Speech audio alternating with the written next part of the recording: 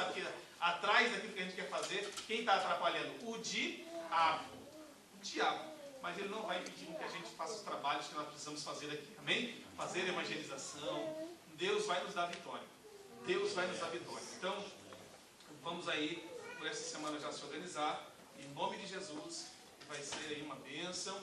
Aí as pessoas vão falar, mas vocês não tem tanta gente assim para ajudar, mas nós estamos fazendo a nossa parte. Né? Fazendo a nossa parte. É igual o caso do elefante e do... Esqueci a fábula do elefante e do beija-flor. Né? O elefante e do beija-flor. O beija-flor ia lá, pegava um coisinho de água no seu bico, ia correndo lá na floresta que estava pegando fogo, fazia parte dele.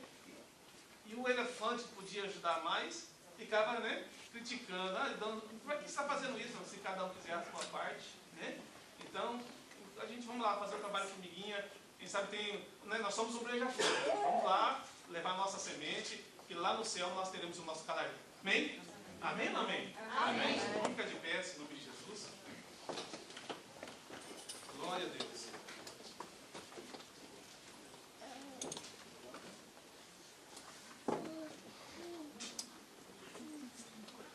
Graças a Deus. 1 Coríntios capítulo de número 11, versículo 23.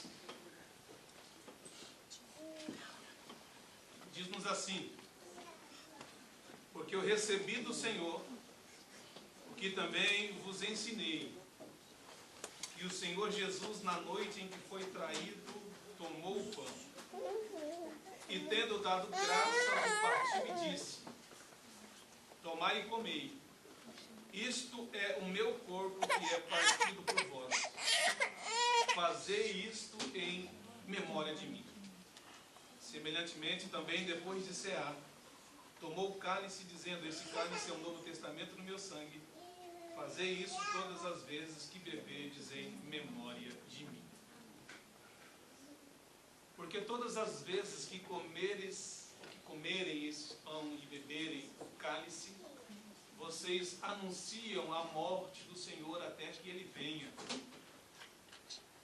Por isso, aquele que comer o pão ou beber o cálice do Senhor indignamente será réu do corpo e do sangue do Senhor. Que cada um examine-se a si mesmo, e assim coma do pão e beba do cálice. Porque o que come e bebe indignamente, come e bebe para a sua própria condenação, não discernindo o corpo do Senhor. Por causa disso, há entre vós muitos fracos e doentes, e muitos que dormem. Porque se nós julgássemos a nós mesmos, não seríamos julgados. Mas quando somos julgados, somos repreendidos pelo Senhor, para não sermos condenados com o mundo. Amém. E você pode se assentar. Meus irmãos, eu serei breve, já usando um texto que os irmãos conhecem de cor e salteado. Esse texto, Paulo aos Coríntios, vai relatar um dos momentos mais solenes e significativos do ministério de Jesus, que é a ceia, né, do Senhor.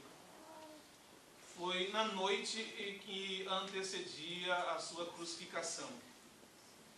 Jesus desejou ardentemente de estar participando desse momento com os teus discípulos. É interessante que há um pano de fundo aqui, há uma situação, há um contraste nesse texto, no versículo 23, por gentileza. O versículo 23 vai começar assim: porque eu recebi do Senhor. Ou seja, Jesus vai transmitir e fazer algo aos discípulos que ele recebeu de quem? Do Senhor. O que lhes entreguei, que o Senhor Jesus, na noite em que foi traído. Qual é o pano de fundo aqui? A noite em que ele foi o quê? Traído. A noite em que Jesus foi traído. Jesus poderia muito bem olhar diante da situação em que ele estava vivendo, na noite em que ele foi traído, na noite em que foi traído, ele procurou os teus discípulos. Perceba, Jesus foi traído por alguém chamado Judas. Nesse momento, a Bíblia diz que Judas o entregou por algumas moedas e houve um sinal sobre quem seria o Cristo, quem ele venderia. O sinal foi um beijo no rosto. Ali no jardim de Getsemane, ou de Getsemani, houve essa situação, né? Judas encontrou-se com Jesus e o beijou a face para revelar aos soldados do templo quem era o Cristo. Houve esta situação. Então Judas o traiu. Então, diante dessa situação, diante desse momento, nesse cenário que vemos aqui, o cenário é na noite em que ele foi traído. Perceba que na noite em que ele foi traído, ele não se isolou. Ao contrário, ele chamou os discípulos e esteve com os discípulos. Perceba, e é um detalhe, ninguém, escute só, ninguém está livre de viver uma situação de traição. Todos nós estamos sujeitos. Se Jesus experimentou um sentimento de ser traído, quem somos nós de não queremos passar por esse momento? Se Jesus, que é Jesus, passou por esse momento, nós também vamos passar. Vamos lá, nós também vamos o quê? Passar. É interessante que nesse sentimento, nesse momento que Jesus é traído, na noite em que ele foi traído, perceba que não é uma noite de celebração, ele não vem de uma noite de alegria, ele não vem de uma noite ou de um dia de felicidades, porque quem o trai, trai na noite. Vamos lá, quem o trai, trai o quê? Na noite. Por que este que o traiu, não o traiu do dia? Porque no dia, Judas revelaria quem era ele de verdade. Então, ele precisou que a noite chegasse para que ele pudesse passar por esta situação e vender Jesus por estas moedas. Então, Jesus está vindo de um cenário de traição.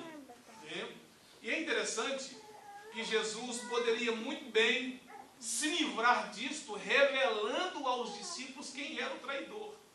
Mas Jesus olha além de Judas Iscariote e vai presenciar o sentimento das pessoas que não o traiu, ao contrário, que lhe acolheram. Perceba que Jesus, mesmo sendo traído, ele primeiro não abriu mão de ter relacionamentos com aqueles que estavam em sua volta. Pastor, o que o senhor veio falar desse sentimento? O momento da ceia, eu vim falar sobre o momento da ceia e o sentimento que antecedeu a ceia. Jesus vai cear com os discípulos, mas está ceando totalmente destruturado. Olha o sentimento, um sentimento de traição, um sentimento em que ele não aguardava. Mas mesmo com esse sentimento, Jesus não evitou ter relacionamento com as pessoas. Talvez esse seja um sentimento que às vezes nós passamos, que quando somos e passamos por um sentimento de traição, traição por amigo ou por qualquer que seja, nós queremos evitar relacionamento com as pessoas. O primeiro sentimento é, não vou fazer mais nada para ninguém. Nós conversamos isso essa semana, né? Não vou fazer mais nada para ninguém. Quem aqui é assim? Quando alguém não corresponde à sua expectativa, a primeira coisa que você fala para você, vou deixar de ser besta. Quem aqui faz isso? Quem já falou isso? Né? Vou deixar de ser besta, vou deixar de ser bobo. Não vou ajudar mais ninguém. Sabe o que é interessante? Jesus vem pela contramão. Jesus, mesmo com o sentimento de alguém não lhe corresponder às suas expectativas, o traindo, ele continuou tendo relacionamento com as pessoas. É como se ele falasse, quem está do teu lado não deve ser prejudicado por alguém que não correspondeu às suas expectativas. As pessoas que querem lhe ajudar, não tem culpa